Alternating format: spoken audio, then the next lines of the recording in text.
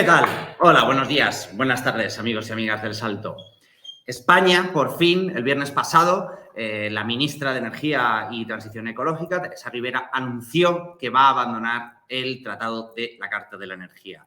Esto parece que ha creado un revuelo, que ha abierto una puerta, algo que asociaciones ecologistas llevaban desde bastante tiempo pidiendo, llevaban años, hasta el punto que antes de ayer Países Bajos, el ministro de Energía y Clima de Holanda, anunció que también iban a abandonar la Carta del Tratado de la Energía. ¿Qué es esta Carta del Tratado de la Energía? ¿Qué significa? ¿Por qué no la hemos escuchado tanto como otros, no?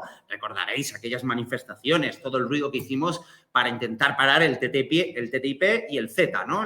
Con Estados Unidos y el Acuerdo de Libre Comercio con Canadá. Pero ha pasado un poco así como desapercibido, sobre todo ahora mismo, que estamos ante una crisis energética, subida de precios. Estamos intentando cambiar, hacer esa transición ecológica desde la que tanto nos hablan desde Europa y desde otros puntos, ¿no? En todo ello aparece este tratado que lleva unos cuantos años firmado, imposibilitando de todas maneras hacer una real transición ecológica sin tocarle un poquito la moral a las empresas y que sin las empresas nos toquen un poquito el bolsillo a los ciudadanos con demandas. De todo esto vamos a hablar hoy. Yo no me voy a enrollar mucho porque hoy traigo a dos amigas que nos lo van a contar perfectísimamente. Esto es Economía Cabreada. Yo soy Yago Álvarez, soy el responsable de Economía del Salto, de la sección El Salmón Contracorriente. Venga, no os vayáis, que vamos a hablar del tratado.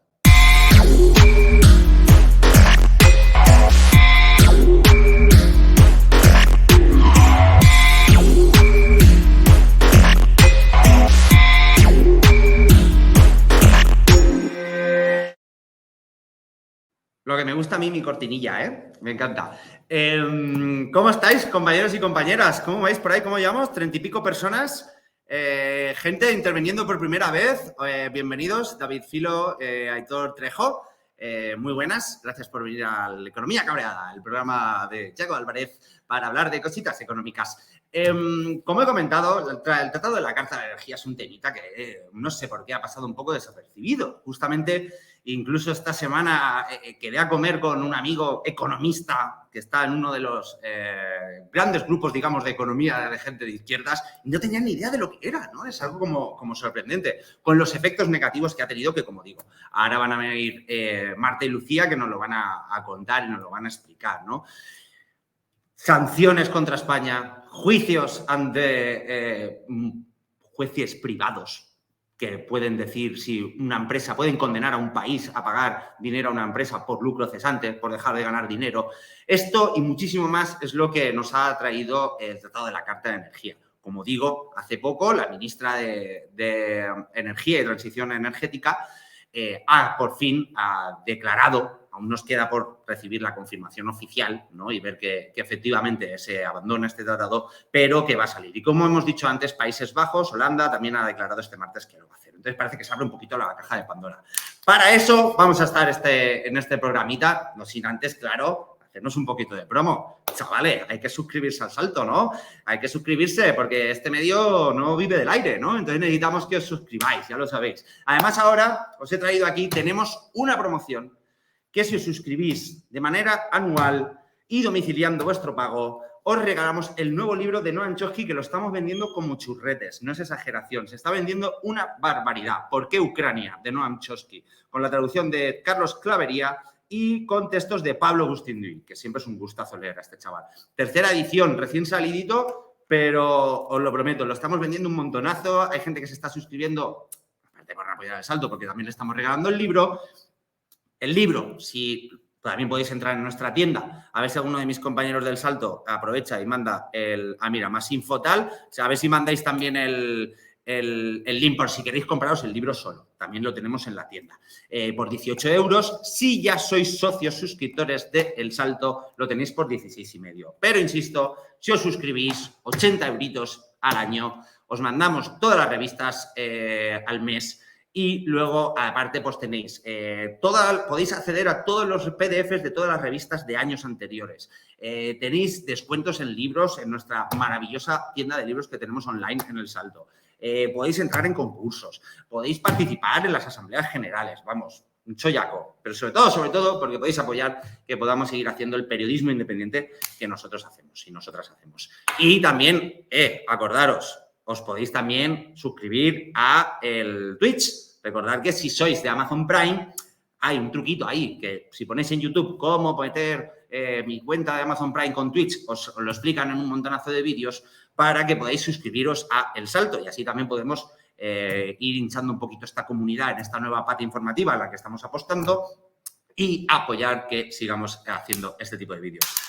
Como no me quiero enrollar mucho, pero nosotros el año pasado en El Salto, aquí tengo que poner un par de flores, que hemos estado metiendo muchísima caña con el Tratado de la Carta de la Energía, nos parecía que era un tema crucial, que como digo, otros medios de comunicación o desde otras perspectivas, pues no se le ha dado mucha bola, la verdad, y nosotras en El Salto, tanto yo como el compañero que lleva temas de ecologismo, Pablo Rivas, hemos estado machacando bastante con el tema, lo hemos publicado bastante, siempre en contacto. Nuestras fuentes principales pues, son la campaña contra los tratados de libre comercio y de inversión, que como digo vamos a tener ahora a dos de las compañeras para que vengan a contarnos un poco más sobre todo esto. Y hicimos incluso un vídeo que voy a aprovechar para ponerlo y así yo respiro un poquito. ¿Qué es el Tratado de la Carta de Energía y por qué hay varios países que quieren abandonarlo? Empecemos por el principio. En 2007, el gobierno español del Partido Socialista aprobó una serie de incentivos y ayudas a las inversiones en energías renovables. La industria española se convirtió en una de las más potentes a nivel mundial. Pero llegó la crisis. En 2011, el Partido Socialista paralizó las ayudas. Es importante el tema de la energía. En 2014, el Partido Popular las acabó de eliminar, llevando a la ruina a cientos de pequeños inversores que habían apostado por las energías limpias. Pero no ocurrió lo mismo con las grandes empresas y los fondos de inversión. Aquí es donde entra en escena el Tratado de la Carta de la Energía. Nacido en 1991 como un acuerdo para garantizar el acceso de Europa Occidental a los recursos energéticos del antiguo bloque soviético, Comunismo, libertad.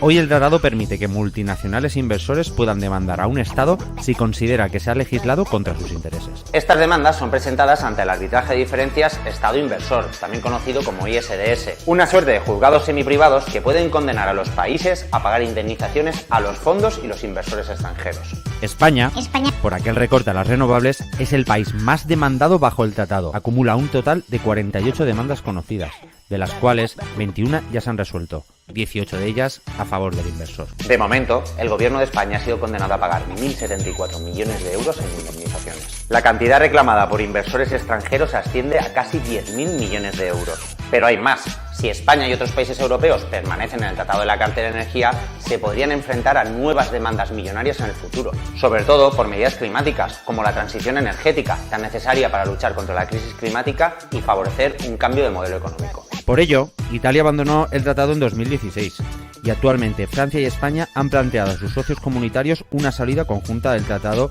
si este no cumple el Acuerdo de París. Así lo han pedido 102 eurodiputados. El tratado se considera hoy obsoleto y si no hay un acuerdo entre los 52 países firmantes para hacerlo más verde, esta herramienta que ha sido tan útil para la industria fósil podría morir. Así lo llevan pidiendo años las organizaciones ecologistas, que consideran que el tratado solo ha servido para defender los intereses de la industria fósil.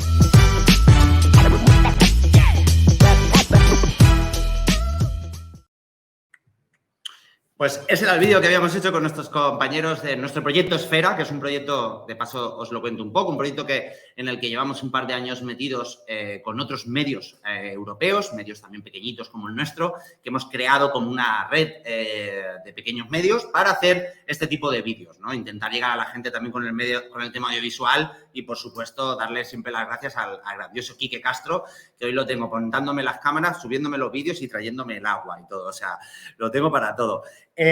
Bueno, vamos a dar paso ya, que yo creo que ya he contado demasiado cuando las tengo a ellas aquí esperándome. Vamos a dar paso a las compañeras. Lucía, Marta, a ver, espera, a ver. Hola, Yago, ¿qué tal estás? Muy bien. Buenas.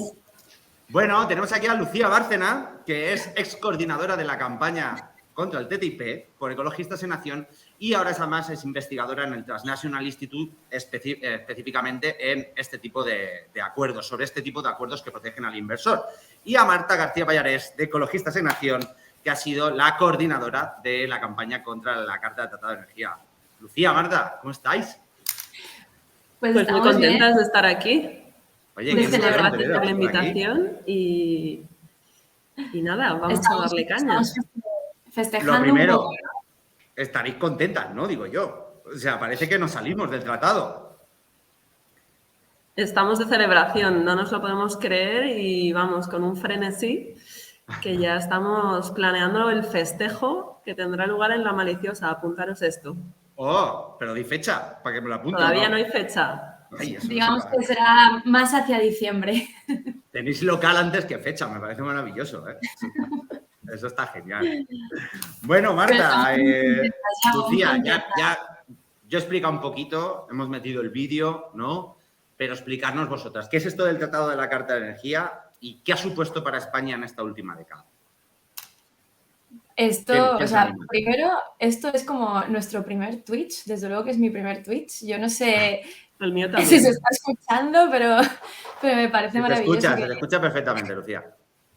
La verdad es que también, o sea, hemos tenido unos años duros, ¿no? Donde hemos hecho esta campaña básicamente bajo el confinamiento y con muchas herramientas online, con todo lo que ha supuesto también eso para, bueno, para los movimientos, ¿no? O sea, tú estuviste con nosotros cuando estuvimos luchando contra el TTIP y digamos que las condiciones eran otras, ¿no? Pero bueno, ya van dos campañas. Pues no te voy a perdonar, Lucía, no te voy a perdonar aquel día que me hicisteis ir a una manifestación del TTIP porque me dijiste que iba a salir Manu Chao a cantar y Manu Chao no vino. Eso no te lo voy a perdonar nunca aquello, Lucía. Sigue, Pero sigue. fue un Tal buen vez gancho. Fue un buen gancho, es verdad, fue un buen gancho. A mí me engañasteis. Tal vez esa sea la nueva estrategia, ¿no? Para atraer a otros periodistas a que se preocupen por Manu Chao. nuestros temas. Y Manu Hombre, Chao desde no. luego que Manu Chao va a venir a la fiesta de ecologistas del tratado. Ahí lo dejamos. No. Pues nada, yendo a tu pregunta, yo creo que el vídeo que has puesto ya ha explicado casi todo lo que es el tratado, pero yo lo voy a decir en un titular porque es que llevamos ya 4 años hablando de esto y a ver si por fin consigo decirlo como en pocas palabras. Pues al final es un tratado de comercio y de inversión, como muchos otros tratados que existen. Lo que pasa es que este es como el único acuerdo que es sobre temas de energía específico. Y además es un acuerdo de muchas partes, ¿no? O sea, no es como España, Colombia, España, México, que también los hay, sino que este es un acuerdo con más de 53 partes, ¿no? Entonces, se junta eso, más que es un tema específico de energía, más que incluye una de las cláusulas que más hemos denunciado también durante el TTIP, que es el tema del ISDS, que es estos tribunales privados a los que hacías mención. Y bueno, esto es como una de las piedras angulares del acuerdo, por así decirlo, ¿no? Porque este es lo que permite que inversores transnacionales puedan demandar a gobiernos por cambios en políticas que tengan que ver con energía, que a lo mejor al principio del tratado nadie sabía que esto podía pasar, pero en los últimos años han empezado a llegar un montón de demandas en temas de energía, que ahora le digo a Marta que a ver si nos da un ejemplo de los muchos que hemos investigado. Y esto es cuando los países han empezado a dar cuenta del peligro de estar en estos acuerdos. Más pérdida de soberanía, nos dice alguien por aquí, efectivamente, ¿no? O sea, soberanía, hacer nuestras propias políticas energéticas y climáticas, ¿no? Exacto. Para que os hagáis una idea, las personas que estáis del otro lado y no conocéis este tratado en profundidad, decía Lucía que diéramos unos ejemplos y yo creo que se entiende muchísimo mejor porque a veces todo este tema de tratados internacionales, ISDS, o sea, últimamente estamos jugando con el juego de las siglas, ¿no? Escribimos un artículo el otro día que era del TTIP al TCE, más luego le añades el ISDS y así van todos los acuerdos, ¿no? Entonces, con un ejemplo se entiende mucho mejor. Por ejemplo, en esta cuestión de limitar la soberanía de los estados para legislar. Resulta que estamos en una emergencia climática sin precedentes, ya lo ha dicho Yago al principio, en una crisis energética también sin precedentes, y los gobiernos está claro que tienen que tomar medidas drásticas, absolutamente diferentes a lo que llevamos haciendo hasta ahora. Y cuando hacen eso pueden tener demandas millonarias que se tienen que pagar con las arcas públicas. Y un ejemplo, yo creo que el más paradigmático para entender hasta qué punto nos puede afectar todo esto es el caso de Países Bajos. Países Bajos en 2019 decidió aprobar una ley para eliminar la producción de carbón la producción de energía a partir de carbón en 2030. Y resulta que poco después, 2 empresas energéticas alemanas, que además son 2 de las grandes emisoras de CO2 de toda Europa, RWE y Uniper, cogen y utilizan el Tratado de la Carta de la Energía para demandar a Países Bajos y reclamar entre las dos una suma de alrededor de 2.400 millones de euros que, como decía, se tienen que pagar del dinero de las arcas públicas. Es decir, que estamos desviando recursos públicos que podrían emplearse para reducir las emisiones de CO2, para luchar contra la pobreza energética o muchísimas otras cosas, para indemnizar justamente a las empresas que nos han abocado a esta situación, ¿no?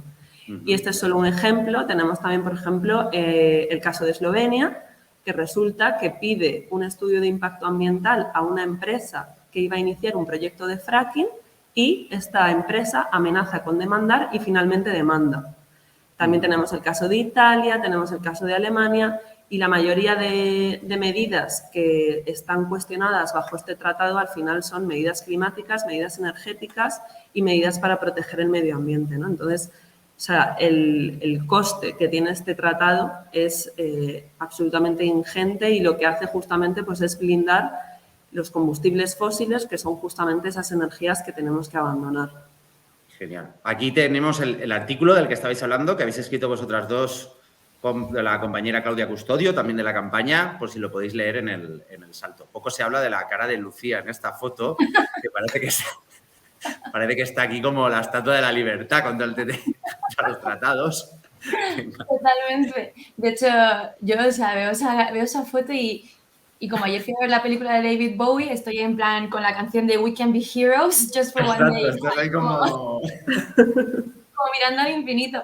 Pero pues es que no es para menos, Yago. Tú estuviste, esa foto es de un tour que hicimos, ¿no? Donde queríamos como demostrar, pues porque al final hablamos de estos tratados y parece que no existen, o sea, que es como una cosa abstracta, como dónde están, quién negocia esto y qué hay detrás de todo esto, ¿no? Entonces, una cosa es que quisimos hacer con ese tour, que es el Toxic Tour, que le llamamos, que igual podemos compartir luego, bueno, el artículo lo pone también, pues era como señalar un poco todos los actores que están detrás del acuerdo, ¿no? O sea, ¿a quién beneficia este tratado? Podemos hablar, ¿no? Pero... ¿Por qué se me ha ido a mí la cámara? Te hemos perdido, Yago. ¿What? A ver. Ahora. ¿Pero estás de vuelta. Uy, cámara. A ver si me escucha mi cámara en la otra habitación. Mientras me quedo con esta. Es como que están cortos. ¿Lo habéis? Pero ahora tengo que mirar para allá. Lo hemos contado en el vídeo, y habéis dicho algo, pero ¿cómo nos ha afectado a España? Porque esto yo creo que es algo que no se sabe, ¿no? ¿Cómo nos ha afectado y cómo nos puede afectar? Porque pese a que nos vayamos a salir de la carta, de este tratado, no tiene un efecto retroactivo. Corregirme si me equivoco, ¿no? Y entonces tenemos todavía un montón de demandas por delante basadas en la protección que les da este Tratado de Libre Comercio. ¿Cómo nos puede afectar y cómo ya nos ha afectado en estos años este tratado?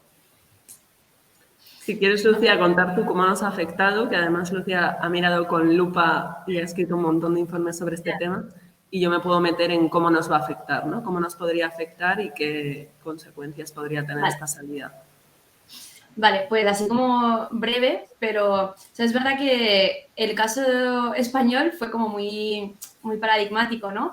Porque con el Tratado de la Carta de Energía se convirtió en el primer país del mundo con más demandas bajo este tratado, ¿no? O sea, hay otras demandas hay otros países que también han sido muy demandados con otros tratados, como Argentina, Venezuela, pero España como que pasó al top one en muy poco tiempo de países que habían recibido demandas bajo el Tratado de la Carta de Energía. Y básicamente, yo os he dejado de ver a todo el mundo, pero no sé si te he puesto el diseño individual que queda muy guay cuando estás hablando tú, cuando estás contestando, no te asustes, no nos hemos perdido. No, pero es como que una tiene ojeras y tampoco quiere un plano tan cercano. Bueno, el caso que España se convirtió como en el top one de países con más demandas en muy poco tiempo, y todas bajo el Tratado de la Carta de Energía y todas bajo lo mismo, ¿no? Entonces, como que esto puso sobre la mesa uno de los principales problemas del arbitraje de inversión, que es como lo que más criticamos de este acuerdo, ¿no? Y es que todos los procedimientos que veíamos, pues no sé, eran como poco transparentes, por así decirlo, ¿no? Y esto es o sea, para mí esto es como políticamente algo que se debería criticar, no solo en el Tratado de Carta de Energía, obviamente en todos los otros acuerdos, y es que, o sea, el arbitraje de inversiones es como de los mecanismos que supuestamente juzgan algún tipo de tema público, pero de lo menos transparente posible. O sea, es decir, es como el único mecanismo donde está en juego dinero público y hay pocos mecanismos de control sobre de qué dinero estamos hablando, cómo se están haciendo esos juicios. O sea, hay muy poca información detrás de esto, ¿no? Y entonces yo creo que, o sea, a España cómo le ha hecho daño el tratado, pues por un lado perdiendo muchísimo dinero, que es lo que ha dicho antes Marta, ¿no? Desviando recursos, además en un momento, o sea, no os creéis que dejaron de llegar demandas durante la pandemia, o sea, las demandas siguieron llegando y los inversores siguieron demandando este dinero que estamos hablando como de 1.000 millones de euros, ¿no? O sea, es una cifra muy alta. A mí me hacía gracia como los medios empezaban con el tema del Ministerio de Igualdad, el dinero que estaba gastando, ¿no? O sea, como... Y yo pensaba y decía, pero si es que si supieran todo el dinero que estamos gastando en inversores que además no aportan absolutamente nada, porque no son políticas públicas, son beneficios privados, pero bueno, eso es otro tema. El tema que me hago, chicas. Ojo al crossover que me hago, mi vasito de Ecologistas en Nación. Total, que España yo creo que una de las cosas que más se vio afectada fue el dinero y los recursos que está desviando y también como que por primera vez se dio cuenta del problema de lo que hablan en el chat también, de la pérdida de soberanía, el derecho a regular, que es un poco lo que está en cuestión, porque te puede gustar más o menos lo que pasó en España, pero lo que hizo el gobierno fue en su potestad legislativa, reguladora, que es para eso para lo que votamos a los partidos, ¿no? Entonces, el hecho de que exista un tribunal que pueda poner en juicio políticas... Esto nos preguntaban aquí justamente, Labrator, entre el chat, no sé si lo lees. Vamos, creo que era por donde ibas tú ahora, ¿no, Lucía? Entiende que en el ISDS entiendo que forma parte del TTIP. ¿Esto? ¿Salirse de la carta es del TTIP o solo afecta al ISDS? Ah, vale, no, claro. Aparte, ¿no?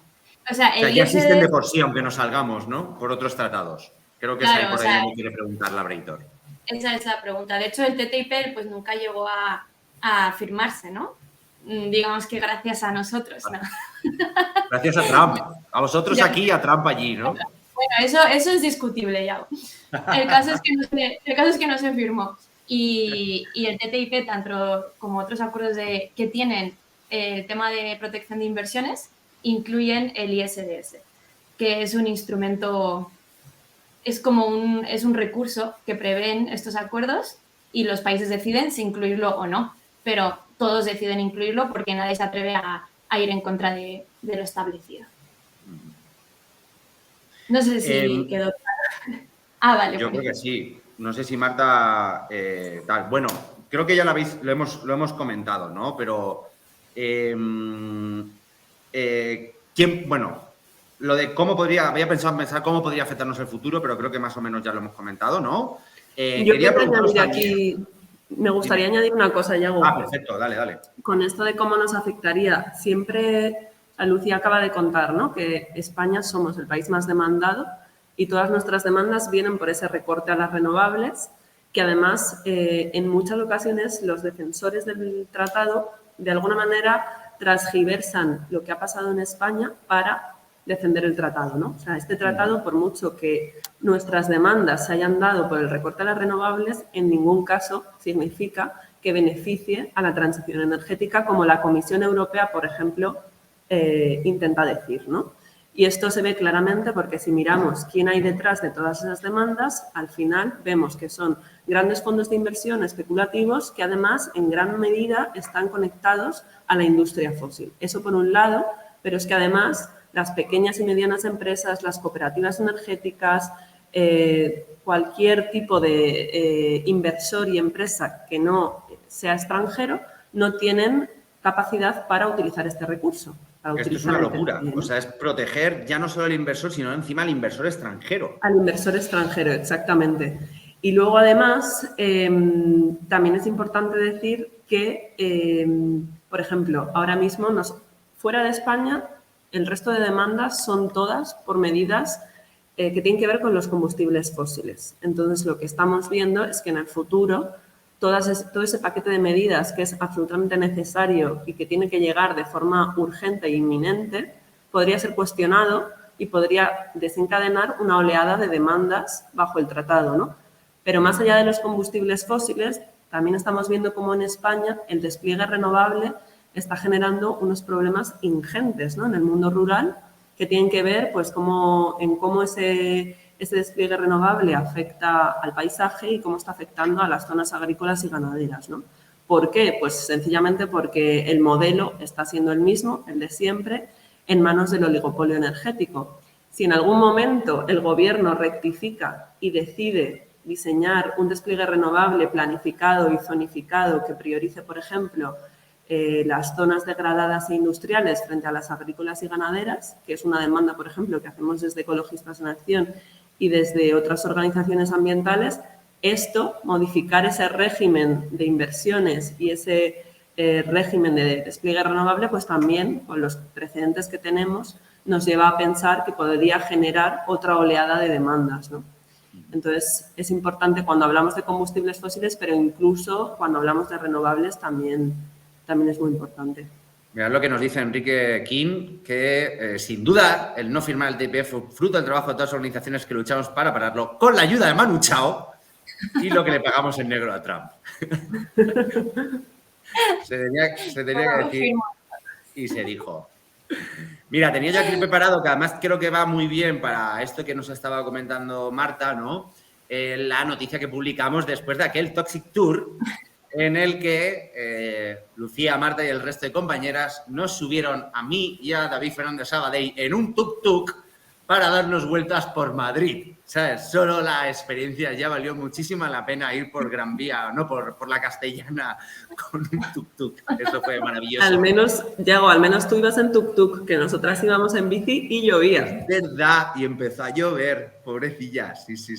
Ay, a los periodistas nos disteis un techo, eso está bien. Que, como veis, ¿no? Si queréis contar un poco, pues nos pasamos por la sede de Endesa, ¿no? Aquí vemos Marta, micro en mano. Estamos enfrente del ministerio, ¿verdad? Sí, enfrente del Ahí ministerio. estamos en el Miteco. O sea, si contáis un poco en qué consistía lo del Toxic Tour, ¿por dónde nos llevó? Pues bueno, esto era un poco lo que decía Lucía antes, de cómo los tratados de comercio e inversión, y en este caso el Tratado de la Carta de la Energía, parece una cosa abstracta, lejana y que cuesta ponerle cara, ¿no? Y era de alguna manera para un intento de aterrizar quién hay detrás de todo esto, ¿no? ¿Quién hay detrás? Pues bueno, por un lado empezamos en el Miteco porque al fin y al cabo el Ministerio de Transición Ecológica es uno de los ministerios que tiene competencias a la hora de negociar este tema, ¿no? Desde hace 4 años estamos inmersas en un proceso de modernización del tratado, o sea, se intenta modernizar para hacerlo compatible con el Acuerdo de París. Y bueno, de momento aquí han terminado las negociaciones, se ha alcanzado una propuesta de texto de modernización y paramos en el Ministerio de Transición porque justamente queríamos decirles que esa modernización ha fracasado, como hemos visto. Lo que pretende es seguir protegiendo las inversiones fósiles durante 10 o 20 años más, incluso expandir esa protección bajo el ISDS a nuevas tecnologías como el hidrógeno. Entonces, bueno, nuestra parada ahí fue para reivindicar que la modernización no puede seguir adelante y que España tiene que salir, que como hemos visto, pues ya vamos por el buen camino, ¿no? Yo creo que el tuk-tuk les impresionó, claramente. Y esto, a mí me encantó esto de que me llevarais también a la puerta de Azora, ¿no? Estos fondos de inversión, estos fondos buitre que tienen oficinas en el centro de Madrid que pasan totalmente desapercibidos, ¿no? Por lo menos tenía una chapica aquí, ¿sabes? Pero con el poder que tiene esta gente sobre temas energéticos, sobre temas de vivienda, sobre un poder increíble y cómo tienen sus oficinitas. Esto me pareció muy curioso que nos llevarais aquí, la verdad. Y luego estuvimos también ¿en dónde fue? En Cuatrecasas, ¿no? En Cuatrecasas. ¿Por qué Cuatrecasas? Contar esto. ¿Por qué Cuatrecasas? O sea, yo creo que ese tema justo, además lo comentaba en el chat también Labrator, decía, menudo lobby el ISDS.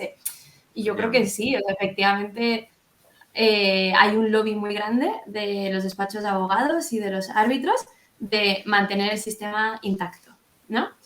Que posiblemente esto esté llevando a que el sistema desaparezca, ¿no? Porque es muy difícil ya justificar cómo funciona este sistema. Yo, o sea, por decirte, o sea, bueno, el Cuatro Casas lo elegimos en España, por un lado, porque obviamente es un despacho muy conocido, pero también porque... Cuenta la puerta giratoria, cuenta la chicha. ¿Quién está en Cuatro Casas? O sea, a ver, Cuatro Casas es como de los despachos que más ha llevado casos, curiosamente, contra el Estado español, ¿no? O sea, que ha defendido al inversor. Todos sabemos que durante los años de Rajoy, mientras se empezaron a aprobar ese hachazo a las renovables, esas políticas, pues estaba Soraya Sanz de Santamaría como vicepresidenta, ¿no? Que curiosamente la fichó Cuatro Casas como socia del despacho. Ahora, como no hay una legislación demasiado fuerte en España con el tema de las puertas giratorias, eso se puede hacer, no pasa nada, no hay conflicto de interés y está todo bien. ¿Por qué le interesa a Cuatro Casas tener a gente como Soraya Sanz de Santamaría? Porque tiene los contactos dentro del gobierno, sabe cómo funciona la institución y eso es fundamental para también saber llevar a cabo estos casos. Entonces, bueno, pues tanto Cuatro Casas como otros despachos incluso han abierto como nuevas áreas sobre litigios internacionales porque hay mucho dinerito detrás de esto. Y yo solo por darte... Rajoy y Soraya quitan las ayudas a las renovables, Soraya se va a un bufete de abogados Cuatro Casas y el bufete de abogados es el bufete que más denuncias hace contra España por quitar las renovables, ¿no? Las ayudas a las renovables. Eso es. No, y si escuchas sus defensas son en plan... O sea, ¿no? O sea, es como que el despacho en plan como, no, sí, es que esas políticas fueron muy malas. Y es como, pues fueron puestas. Y luego además defienden a empresas españolas que lo que hacen es, habíamos dicho al principio que el tratado solo protege a inversores extranjeros, pero en ocasiones las empresas españolas crean empresas pantalla en Holanda o Luxemburgo y demandan a su propio país. Y luego Cuatro Casas, pues en algunas ocasiones defiende a esas empresas, ¿no? O sea, que es todo un entramado de intereses. Una mafia. Pero entonces, o sea, ya voy, por resumir, tenemos, ¿quién es este lobby, no? Tenemos a los despachos de abogados interesados en tener cada vez más clientes para iniciar estas demandas, que activamente buscan a los clientes y les dicen, oye, fíjate que en España estamos ganando todas las demandas, ¿por qué no iniciáis más demandas? Porque... aquí hay mucha posibilidad de que te digan, o sea, que esté a favor de ti la demanda porque ya ha pasado en 20 casos, ¿no? Luego están los fondos de inversión, los fondos estos que decía Marta y que decías tú de Azora, y luego también están los árbitros, que son como los otros, los que hacen de juez en estos tribunales. Claro. Y yo, o sea, solo por dar un dato porque creo que es bastante relevante, o sea, en todos los casos que han habido sobre la Carta de Energía, no solo sobre España, sino los 151 casos que hay en total, solamente 37 árbitros han participado en más de la mitad de estos casos. O sea, ¿eso qué quiere decir? Como un oligopolio de jueces privados que encima son los que controlan todo el percal, ¿no? Claro, hay una concentración de muy pocos árbitros en muchos casos y que además estos representan como la élite del arbitraje global, ¿no? Entonces, ahí es cuando te das cuenta de que ¿cómo vas a cambiar un sistema si quienes controlan ese sistema son ellos mismos? Es difícil. Entonces, lo de todos los debates sobre la reforma, no. Nosotros lo que decimos es que ese sistema se tiene que eliminar y buscar otras maneras de tener contratos, o sea, seguros, lo que necesite el inversor, pero no a través de estos tribunales que son poco transparentes, están sujetos a miles de conflictos, etcétera. Y por añadir, una cosa que decía Lucía que me parece súper, o sea, a mí cuando lo descubrí, o sea, es que me petó la cabeza, es que cuando decía Lucía cómo esos bufetes de abogados buscan activamente que los clientes, es decir, las empresas y los fondos de inversión demanden a los países, es que esto, o sea, llega a tal punto que hasta en la pandemia, en plena pandemia, cuando estábamos en una situación absolutamente terrible, y cuando muchísimas personas lo estaban pasando fatal y obviamente el gobierno tuvo que impulsar medidas como el bono social y otro tipo de medidas de moratoria a los cortes de suministros básicos, hubo bufetes de abogados que anunciaron en sus newsletters y que organizaron incluso webinarios para alentar a sus clientes a utilizar no solo el TCE, sino también otros tratados de comercio e inversión para ampararse en ellos y poder demandar a los países por sus medidas de urgencia para paliar los efectos económicos de la crisis de la COVID, ¿no? Entonces, como nos para decía por que aquí entendamos, Roberto RJ, patriotas, ¿no? Lo que se llaman patriotas. patriotas. Patriotas, Españita. Y bueno, tenemos el caso de la pandemia, pero por ejemplo con lo decías tú al principio, ¿no? Con el tema de la escalada de los precios de la luz. Estamos viendo como esto no para de dispararse y en ningún momento ha habido una propuesta para hacer una reforma profunda que pueda, de alguna manera, contener esta situación y no solo contenerla, sino evitar que esto vuelva a suceder, ¿no? Lo que vemos es que el Gobierno solo ha ido poniendo parches. ¿Y por qué no hace una reforma profunda? Pues porque obviamente el mero hecho de que exista este tratado puede tener un efecto disuasorio para que los países legislen, ¿no? No estoy diciendo que sea la única razón, pero desde luego es parte de esa respuesta a pensar por qué no se está legislando para evitar la escalada de los precios de la luz. Y aquí de nuevo vemos cómo, no sé si os acordáis, pero el año pasado, en septiembre, el Gobierno aprobó un Real Decreto que lo que intentaba hacer era poner de alguna manera un techo a los beneficios caídos del cielo de las empresas. Fue como un primer intento de marcar un poco de terreno, ¿no? Y de limitar los beneficios ingentes de las empresas, y poco después vimos cómo grandes energéticas como Endesa mandaban una carta a la Comisión Europea diciendo que podían ampararse en un tratado, y cómo luego Quatre Casas organizó un webinario diciendo que esta situación pues también podría tener algo que ver con el Tratado de la Carta de la Energía, y animaban a demandar, ¿no? Y poco después el Gobierno se retractó, eliminó ese Real Decreto y aprobó otro que era muchísimo menos ambicioso, ¿no? O sea, que es que esto nos afecta en cosas diarias como el precio de la luz y cosas no tan diarias como el cambio climático, que, bueno, desgraciadamente sí que tiene implicaciones, ¿no? Claro. Dejadme que conté una anécdota, ya que seguro que a nuestros seguidores y seguidoras de Economía Cabreada les va a encantar. Creo que contigo, Lucía, lo estuve hablando cuando esto pasó. Una vez, el economista que tanto queremos en este programa, Daniel Lacalle, vaciló en su Twitter de que él era una de las personas que hace los informes para el ISDS. O sea, cuando estos juzgados privados necesitan tomar una consideración de si cuánto hay lucro cesante, si no, qué tal, piden informes a Team Lacalle, como dicen por aquí. Piden informes a economistas especializados. Lacalle es un economista especializado en el sector energético. Entonces, él alardeaba en Twitter de que había conseguido ahorrar mucho dinero al Estado español. Entonces, yo le pregunté, muy así como muy formal, ¿no? En aquel entonces no me odiaba tanto y aún me contestaba alguna cosa, ahora ya no me contesta nada. Yo le pregunté que cómo era posible que nos hubiera ahorrado dinero si habíamos perdido todos los juicios, ¿no? Y entonces él me vino a decir de que las habíamos perdido por menos gracias a uno de sus informes. Eso fue lo que me dejó caer. Entonces yo le contesté y le dije, ¿ah, sí? ¿Me puedes decir dónde están esos informes? Porque de verdad que me encantaría leerlo. ¿Qué argumentaciones eran? Por supuesto, no me contestó, ¿no? Así como anécdota, según Daniel Lacalle, gracias a él hemos pagado menos. A mí me cuesta un poquito de creer. ¿Cómo te gusta abrir melones, no? Ay, porque aquí, o sea, esto es otro mega melón, porque árbitros, abogados, tal, y también están, pues, precisamente los consultores o los peritos o los que se encargan de decir los daños que suponen estos arbitrajes. Y como, o sea, claro, aquí hay un tema, y el que dice, yo he conseguido bajar las indemnizaciones. Vale, está bien, es verdad que de los 10.000 euros iniciales, 10.000 millones que nos pedían, pues esos reclamos han bajado. ¿Pero por qué han bajado? Porque es que esos reclamos estaban hiperinflados. O sea, eso también es, ¿no? O sea, como que inflan lo más que puedan estas reclamaciones y luego pues se sacan lo que se sacan. Pero hay un caso súper fuerte de un tema así de conflicto de interés, de lo más obvio, que hasta el propio ICSID el CIADI no pudo como evitar pronunciarse sobre él, y es que uno de los árbitros era muy amigo y había trabajado muy cerquita con uno de los expertos que se encargaba de decir como testigo, ¿no? Como experto, los gastos que habían supuesto. Y al final es como que el árbitro le da la razón y dice, ah, mira, qué razón tiene este chaval que no conozco de nada, ¿no? Y luego resulta que habían trabajado juntos, que habían compartido bufete.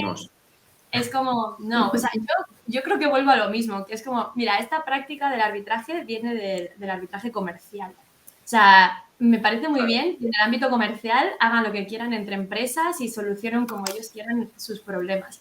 Pero cuando exportas esa práctica a un tema público, donde hay políticas públicas, como lo que ha dicho Marta, que están en juego y además dinero público, o sea, mínimamente tiene que haber mayor, pues, no sé, control, escrutinio sobre todo esto.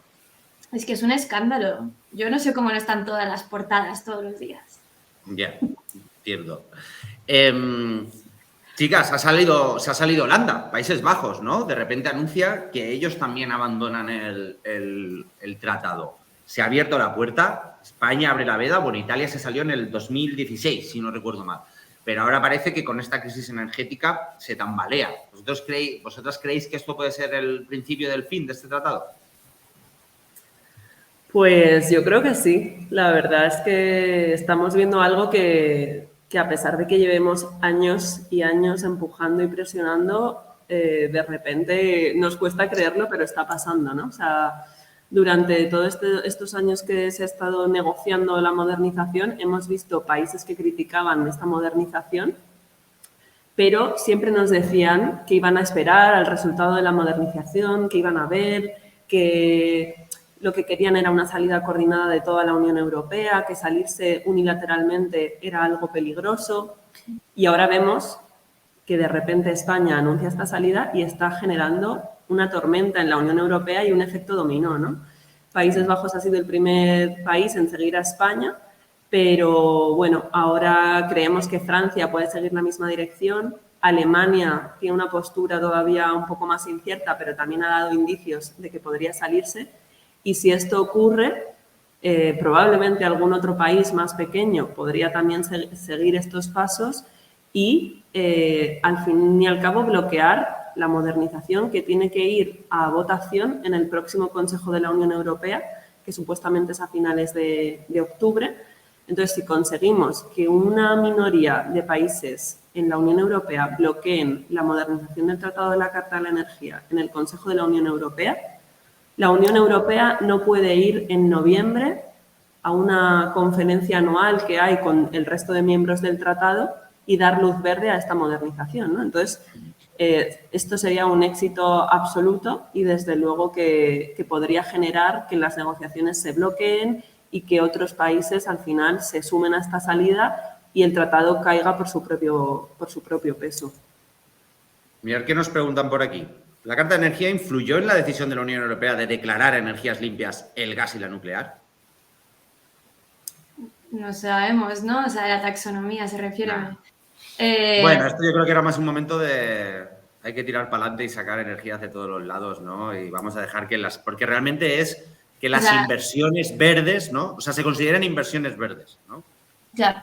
Lo que sí que, o sea, el nuevo texto modernizado que supuestamente ha limitado el tema de las energías incluye ¿no? O sea, incluye el hidrógeno verde como energía supuestamente verde. O sea, que parte de esto sí que está incluido en el texto, pero no sé yo. Que hayan influido, pues no lo sé.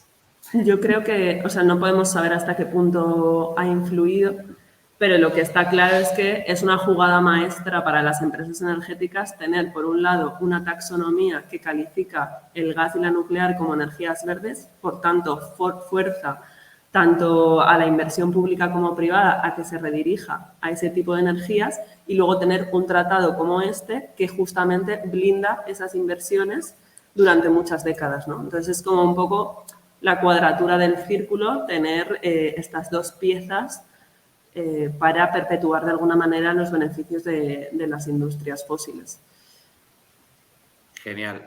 Oye, chicas, y ya que os voy a ir soltando, que ya va siendo la hora de comer, pero tengo una pregunta que es que esto lo voy a decir en cámara corta y todo. ¿Qué vais a hacer ahora vosotras dos? O sea, si ya habéis tumbado este tratado, ahora ¿a qué os vais a dedicar? ¿De qué vais a hacer las notas de prensa y esas cosas? ¿Cuál va a ser el próximo tratado que vais a tumbar?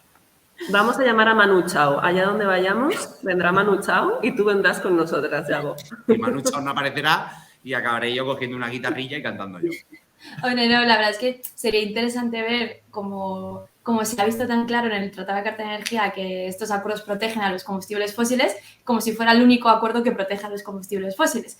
Entonces, ahora será interesante ver si esta misma lectura o este mismo análisis pues hace que cambiemos nuestra política por fin, ¿no?, de comercio e inversiones. Por ejemplo, ahora mismo la Unión Europea está modernizando un acuerdo con México, un acuerdo con Chile, y todos estos acuerdos tienen el ISDS y no ponen ningún tipo de cláusula que excluya el uso de empresas fósiles, ¿no?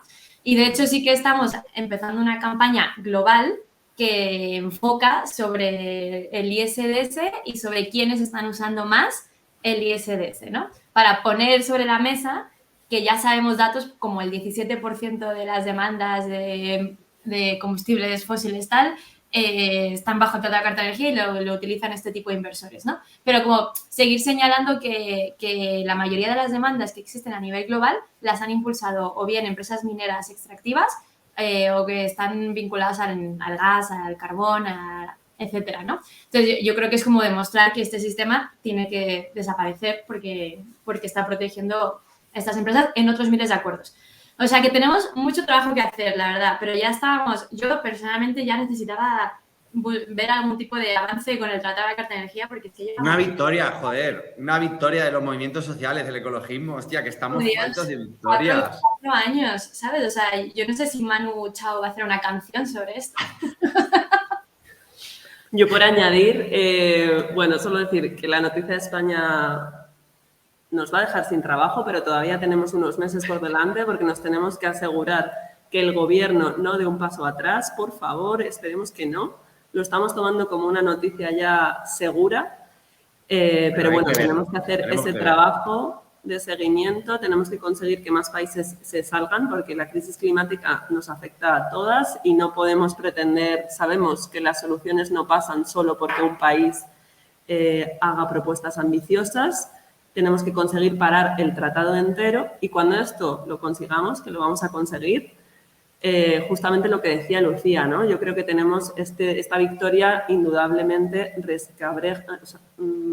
genera una grieta en el modelo neoliberal capitalista, pero ese modelo sigue ahí. La Comisión Europea sigue situando los acuerdos de libre comercio e inversión como la llave a la seguridad, al desarrollo y a la sostenibilidad y nada más lejos de la realidad, ¿no? Justamente tenemos que estar ahí para seguir contrarrestando estas narrativas y seguir paralizando la firma de nuevos acuerdos que además España durante el segundo semestre del 2023 tiene la presidencia de la Unión Europea y justamente se ha marcado la firma del acuerdo UE-Mercosur o, por ejemplo, la firma del acuerdo con Chile como uno de sus puntos claves en la agenda, ¿no? O sea, se quieren marcar ahí un super gol y tenemos que estar ahí justamente para intentar impedirlo, ¿no? Porque definitivamente estos acuerdos no tienen que ver tanto con el sector energético, aunque sí con las materias primas, y sería seguir reforzando ese modelo extractivista en el sur global para beneficiar solamente al norte global. Genial. Pues oye, mirad lo que dice Guitarrinchi, no, pero yo en la fiesta maliciosa que pinche Yago, ahí hay tema, ¿eh? La mesa de pinchar sí que me la llevo, Guitarrinchi no tengo, pero mesa pues te fichamos, Yago. Me va a dar una sesioncita buena ahí en la maliciosa. No, chicas. Pero muchas gracias, Yago, por darnos este espacio, porque al final nos creemos un poco, no sé la gente cómo nos ve, pero es un tema como muy friki, ¿no? O sea, como las empollonas que están ahí leyéndose los acuerdos, tal. O sea, que todo lo que sea, intentar hacer que esto sea un tema que se entiende, que sea ameno y que a la gente le pueda interesar.